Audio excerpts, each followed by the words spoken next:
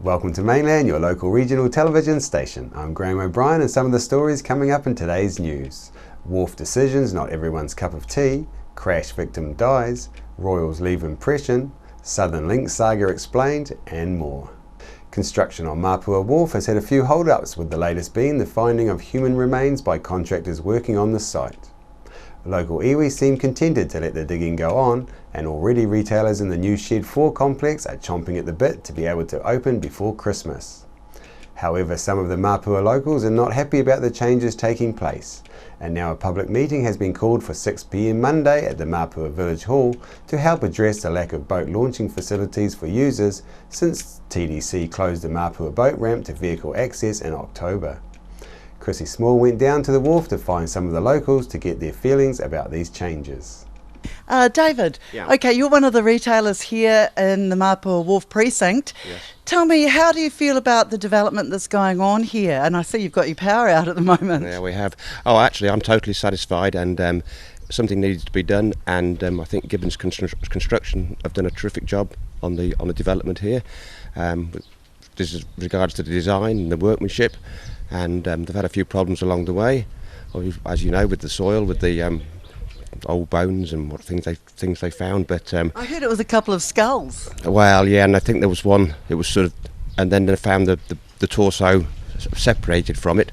So this has sort of slowed things up a little bit, but it's all going ahead well, and I think it's can only be good for the whole wharf and the whole of Mapua, because it's just going to bring more people here, and at the weekends this place is buzzing anyway. I think it's going to buzz even more, and I'm really happy. So people who are used to a quiet lifestyle down here and just, dipping their toes in the water and throwing a line off the wharf, that's all going to change for them, do you think? No, I don't think so. I think there's enough room here to accommodate everybody, and the great thing about this wharf is there's something for everybody, and there's a fantastic variety of shops, and I think some things do lap over slightly, but I think competition is only good, even because it makes people shop, and that's what they come here for. They haven't come here just to come to Delicious or to come to Cool Store or to go to Tessa Mays, and everybody gets on pretty well with each other. So and we all try and help each other. So I think it's a fantastic community, and it's probably the best investment I ever made. Okay, so this building here that you're in, the Cool Store Gallery, isn't owned by council, is it? No, it's owned by Don Yelverton. Right, okay. He's the guy I'm trying to get hold of at the moment to fix this power. Okay, so we've got private ownership, but we've also got public ownership in the form of TDC. Yep. Do you think TDC should be in the business of being landlords here on the wharf? Well, I've got mixed feelings over that, but because TDC tend to do things the way they want to do it, but on the whole, I think they've got the everyone's interests at heart. So I wouldn't be too harsh on them, but I think they can be a little bit sort of blind, little bit tunnel visioned at times. Do you think that's the TDC in general, or do you think it's the current people who are running this? I think that's the way the council always run, Okay. and I think that's the way it always will. So I think by all the bleating, it's not really going to change anything. So they're always going to do what they want to do. Believe me. So okay, so what about the boat club? I mean, they kind of seem a bit pushed out here. Yeah, the council are trying to take over the wharf totally, because it's probably one of the primest pieces of real estate for the council to own there, and currently they've made an offer to the boat club, to the committee, to relocate them further down, perhaps where they want to build the ramp. Do you mean the building as well? Move them out of the building? Yeah, they're going to. I think there's an offer on the table to build a complete new building, as long as they relinquish the space they've done. It's a bit of a shame, because it wasn't so many years ago. It was only 3 or 4 years ago that the boat club was totally revamped, because it was a real mess before. But it still attracted the members. Yeah. But now it's just a lovely place to go on a Thursday evening, and a great bunch of people. Yeah. And I know, and Annette Walker's feels pretty strongly about it, and rightly so, because she puts so much time into that boat club. So all credit to her. So I don't begrudge her views, and but I think it's all open for debate, and I think what will happen will probably be for the best at the end of the day. Okay, well, it's going to be a bit hard for boat launching at Grossie Point. It's a pretty treacherous bit of It's a ridiculous water current. place. You can only launch there on certain hours of the day, on certain tides, and it's just so impractical. Oh, I guess they'll probably want the boat club to move to Tapawera, do you think? What do you think of what's going on down there? No, you're locals. No, Colin, please. TDC have stuffed the whole waterfront up. Yeah. It's the best thing that's ever happened to down in Mapua.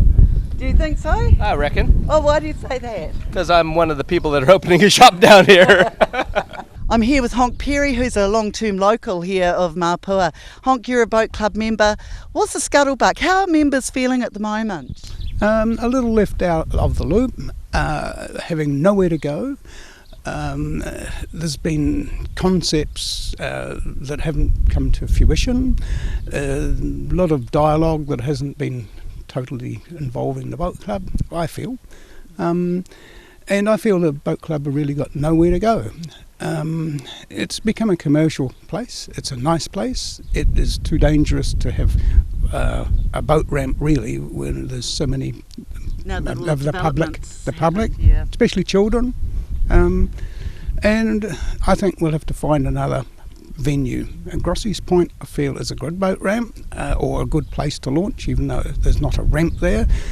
But that's tidal, Honk. That's going to cause some issues, surely. More than that, there's a lot of people that with any boat with anything like even a draft, you've got to really work the tides, and it's really inconvenient.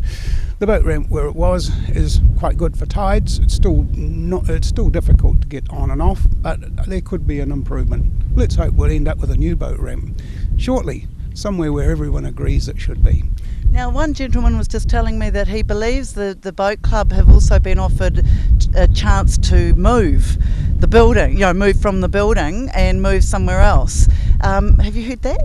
No, I haven't, but the boat club have worked very, very hard to obtain, achieve, develop, improve the wharf area, and I take it to the boat club that they've done everything they could possibly have done to save the wharf instead of it being a white bait stand. And it's a great place. It's probably really the only access for the public to reach the Tasman Bay easily and 24/7, and that's wonderful. And everybody you talk to in the district would say, oh, it was a good move that the boat club saved Mapua Wharf. An elderly woman who was injured in an accident which occurred on the coastal highway on Wednesday last week has died. Hazel Margaret Gill, aged 92, was a front seat passenger in one of the 3 cars involved in the collision and was one of the injured taken to Nelson Hospital after the crash. Mrs. Gill passed away Tuesday this week. Last week's accident left 3 in a serious condition out of a total of 5 people injured. A post-mortem will be carried out to establish the cause of Mrs. Gill's death. Meanwhile, the crash investigation remains ongoing. In an interview this week, Councillor Matt Laurie spoke out about his concerns regarding Mayor Rees and Councillor Davey being key partners in the NZTA Southern Link investigation, without he or his fellow councillors' knowledge. Mayor Rees took some time out from her busy schedule to clarify the process and their part in it up to this stage. Mayor Rees, thanks very much for sparing a few minutes of your time this morning. I know you're busy. You'd like to just outline some of the process that NZTA is going through at the moment, as there's been a little bit of controversy? Yes, Graham, I think the NZTA process has been a bit difficult for the public to grasp, and I want to say is that NZTA are following what's called their better business case approach to investigating a transport issue, and they're following the standard process that they use. It has got some different decision points in it because the project is coming out of the government's accelerated fund, not out of NZTA's national funding pool. So the gates are a little bit different in terms of the decision making, but the methodology is exactly the same. So the process has started with what is called developing a strategic case, and that's really asking the question, are there any issues that we need to look at in terms of the transport network? And when NZTA undertake their strategic case, they want people sitting at the table who have some knowledge of their region and knowledge of the transport network. So they invite people with those skills, in this case the Mayor and the Chair of the Regional Transport Committee and others in the community and members of their own staff who are able to help tease out those questions. Do you think there's any basis in what Councillor Laurie said about the council not being told that you and Councillor Davey were sitting as key partners on this NZTA process? I don't think there is any concern for the public in terms of the robustness of the process. And I say that having looked at it from multiple angles. So I've asked questions around who should have been involved in the strategic case at the start. NZTA has used the same process that they use elsewhere in the country. They expand the next stage and join more people into that, so the cycling public transport comes into the next stage. And I made it quite clear to NZTA when they announced that they were going to, this project was, investigation was initiated. I met with NZTA and said to them, look, I understand you're going to do this, but this topic is something that is quite divisive in our community. I've got councillors that have a strong connection to the Victory community and have quite strong feelings around the prospect of a road through Victory, and so their reactions to that are understandably, fairly strong. They have some views around whether this is a good use of public money or not, and I understand that, but that's not a decision that our council gets to make. Once the project's underway, it's underway. So my communication to NZTA was, yes, you can do your investigation, but I do not want it disrupting the significant amount of work that I've got to get through with my council. So I do not want your project dominating the discussions at my council table.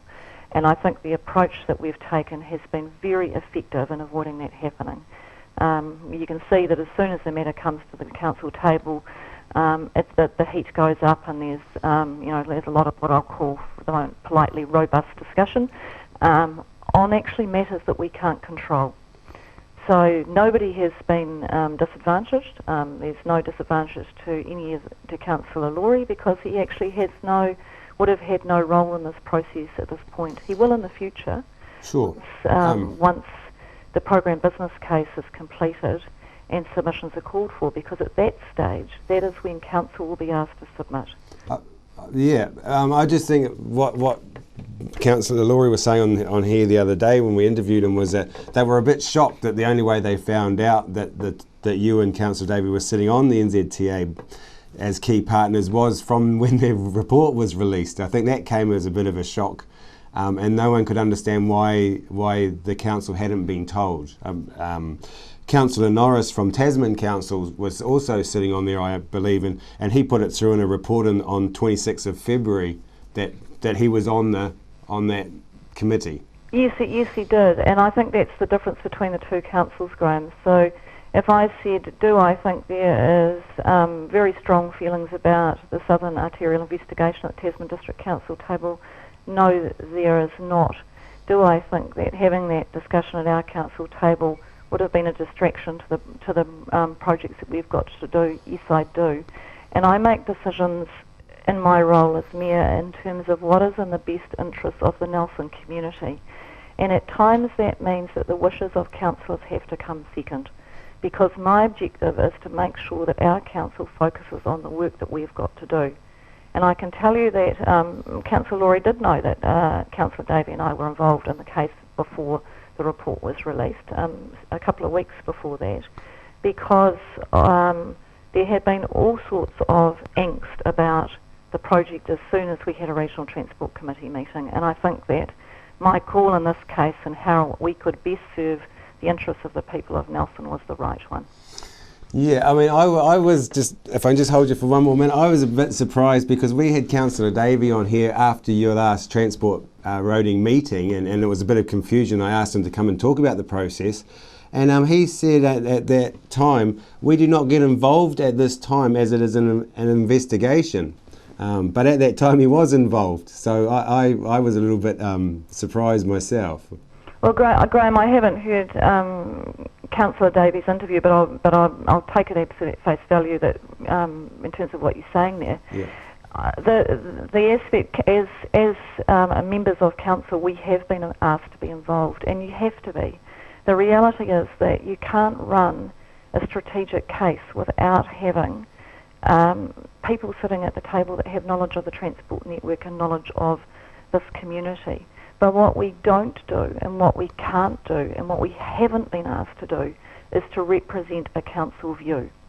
So we are not there representing council's view at any stage. That is because there's nothing for us to represent a view on at this point. Yeah. The point where we represent a council view will be when council puts in a submission at the end of the program business case, and that will come to the council table, and the program business case will be there, and council will decide how it wants.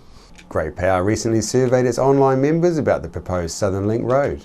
I spoke with Grey Power Road Transport Group Chairman Bob Hancock to find out about the results. The Southern Link, it's a very controversial issue around town, but you came up with your own idea about how to get some people's ideas and opinions. Can you tell us a bit more about that, please? Yes, well, the Grey Power got involved with the roading issues because the complaints we were receiving over the coarse chip sealing that's been applied through the residential areas of Stoke. So we were approached to be involved with this discussion on the Southern Link, and thanks to Nigel, one of our members of the committee, who's quite good with IT, he's put together this survey, and we're quite amazed at the response that we've had. Yep. And how many people did you email, and what kind of response did you get, please?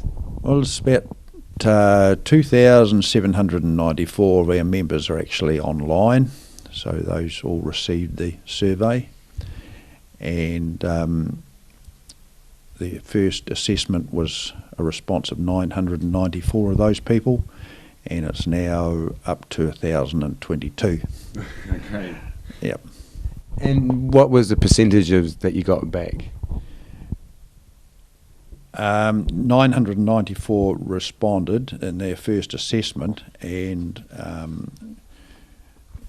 of those people, in the answer to the question of did they support a well-designed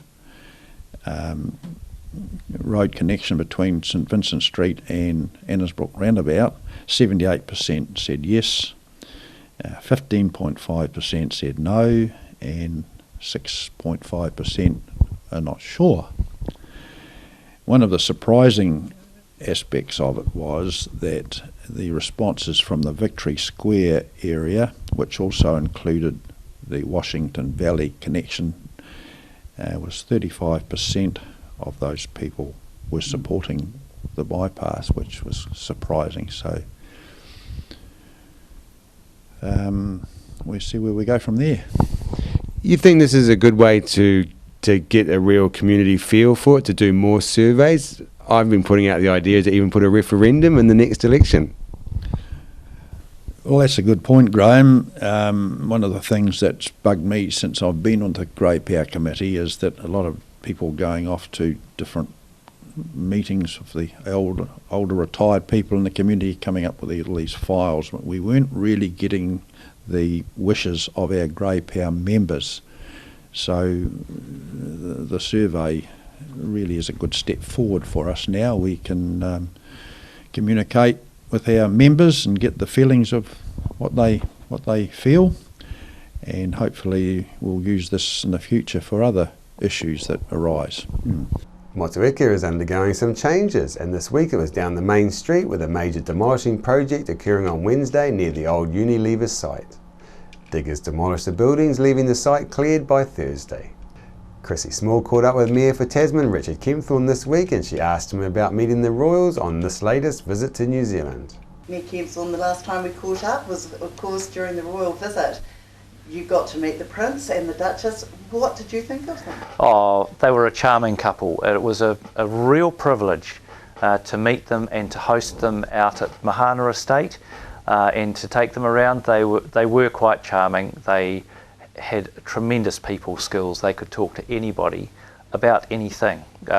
We had them there for about half an hour, 40 minutes, and that was the limit of the time, but it was really a wonderful experience to have. I mean, they were doing really well, but you know, they're not spring chickens, and they had a lot on that day. So do you think they were exhausted by the end of it, by the time you saw them, or did they still look as fresh as ever? Well, we were exhausted by the end of it, and we only met them for half an hour.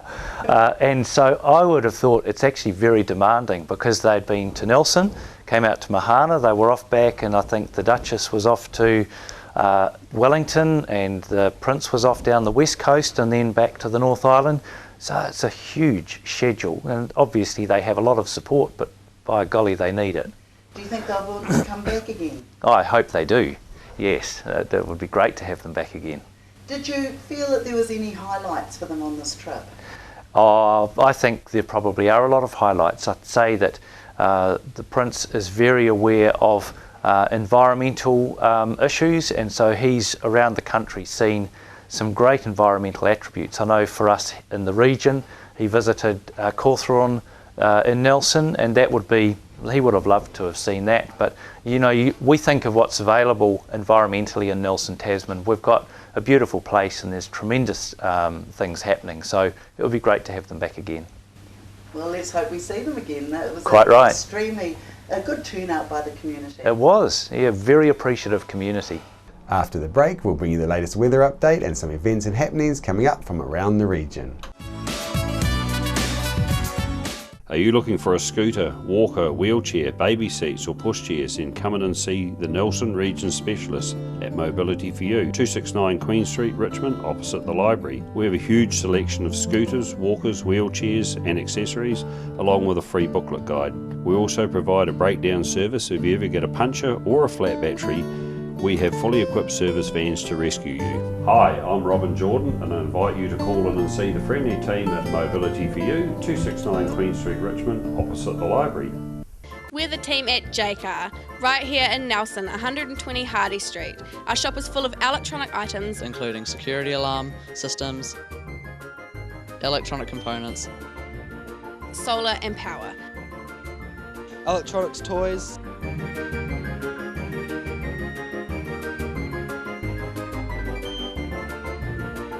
sound systems, cables and much, much more.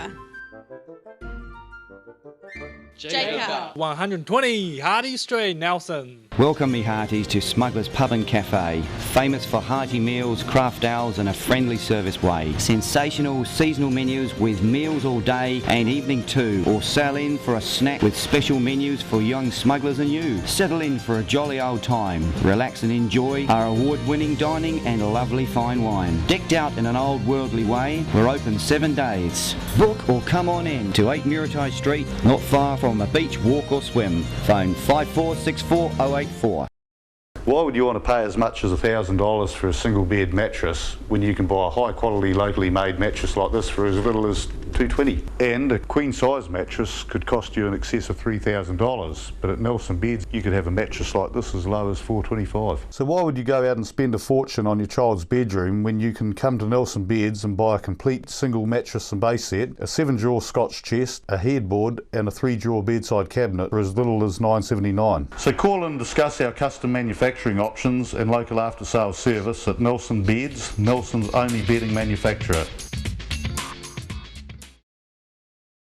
Nelson Tire Center, great prices, great service. Buy your own Bryford trailer, all types, all sizes. See Colin Douglas for your tires and batteries.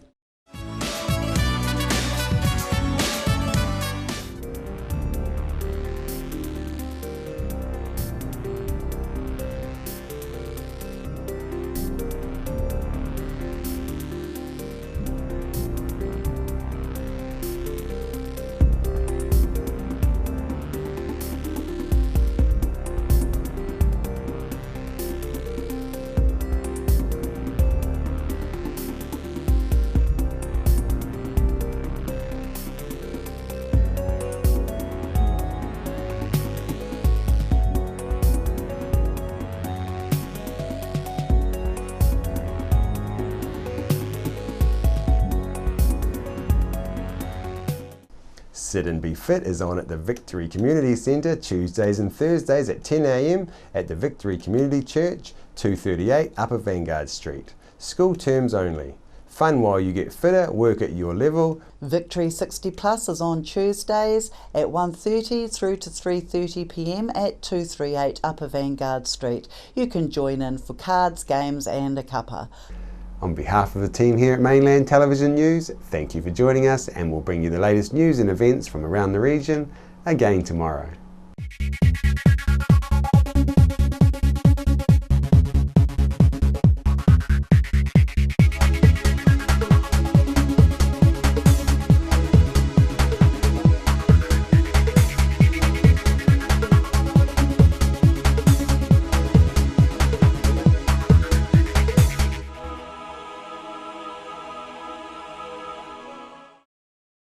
Supporting local content so you can see more of New Zealand on air.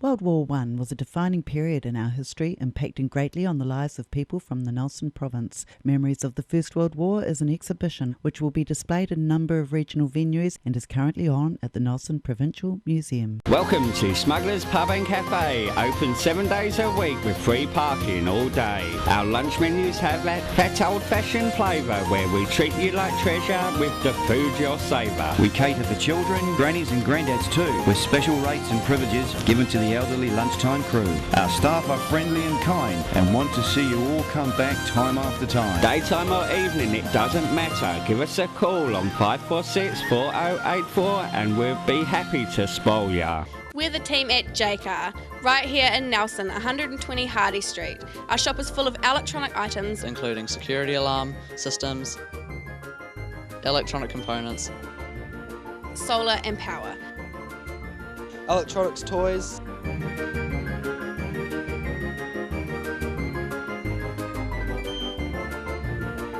sound systems, cables and much, much more. JCar. 120 Hardy Street, Nelson.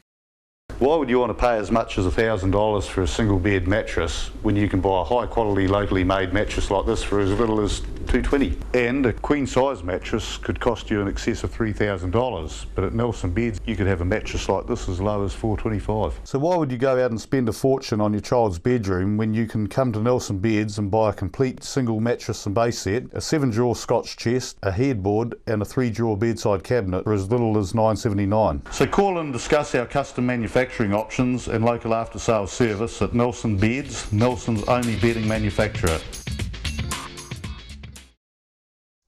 Hi everyone, I'm Malcolm Harris from the Facilitators. We now look after sales for Mainland TV, radio, Sky and online. New Zealand On Air's latest Colmar Brunton survey confirms Mainland's large multimedia audience. If you're in business or want to put a message out to everyone in the Nelson Tasman region, plus nationwide on Sky or worldwide online, please give me a call or see our website at www.mainlandtv.nz.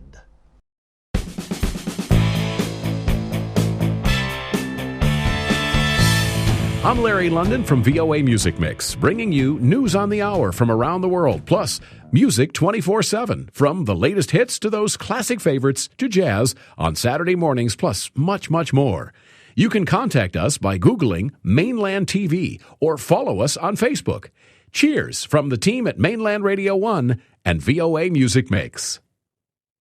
Nestled in the garden city of Christchurch is one of New Zealand's most beautiful and famous holiday parks, where we join the wildlife with a warm welcome to all visitors.